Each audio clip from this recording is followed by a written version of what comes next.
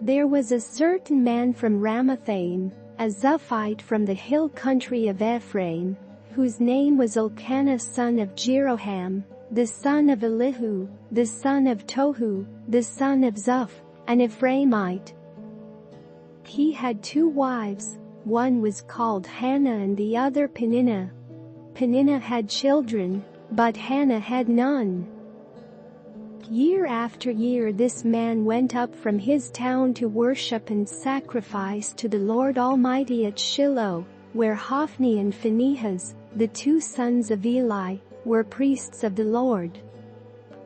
Whenever the day came for Elkanah to sacrifice, he would give portions of the meat to his wife Peninnah, and to all her sons and daughters.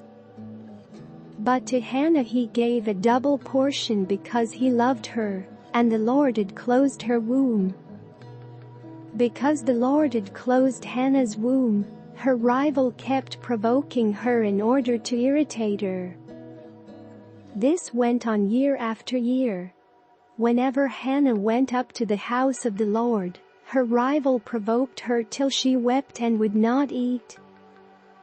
Her husband Elkanah would say to her, "Hannah, why are you weeping? Why don't you eat? Why are you downhearted? Don't I mean more to you than 10 sons?" Once when they had finished eating and drinking in Shiloh, Hannah stood up. Now Eli the priest was sitting on his chair by the doorpost of the Lord's house. In her deep anguish Hannah prayed to the Lord, weeping bitterly.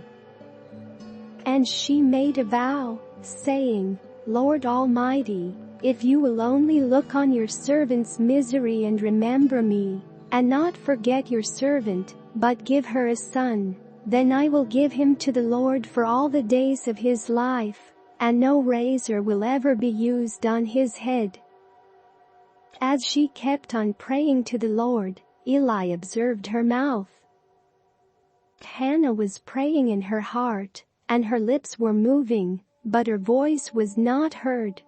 Eli thought she was drunk, and said to her, "How long are you going to stay drunk? Put away your wine." "Not so, my lord," Hannah replied. "I am a woman who is deeply troubled. I have not been drinking wine or beer. I was pouring out my soul to the Lord. Do not take your servant for a wicked woman. I have been praying here out of my great anguish and grief." Eli answered, "Go in peace, and may the God of Israel grant you what you have asked of him." She said, "May your servant find favor in your eyes." Then she went her way and ate something, and her face was no longer downcast. Early the next morning they arose and worshipped before the Lord, and then went back to their home at Ramah.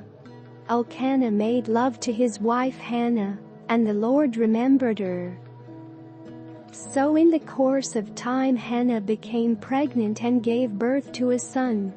She named him Samuel, saying, "Because I asked the Lord for him." When her husband Elkanah went up with all his family to offer the annual sacrifice to the Lord and to fulfill his vow, Hannah did not go. She said to her husband, "After the boy is weaned, I will take him and present him before the Lord, and he will live there always."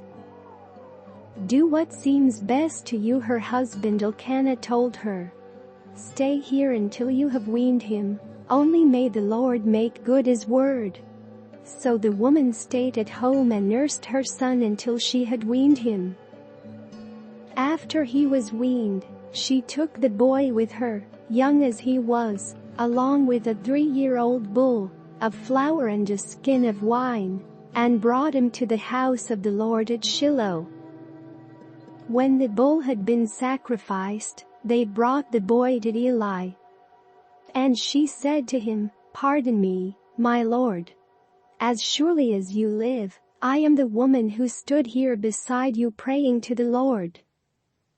I prayed for this child, and the Lord has granted me what I asked of him. So now I give him to the Lord. For his whole life he will be given over to the Lord." And he worshipped the Lord there.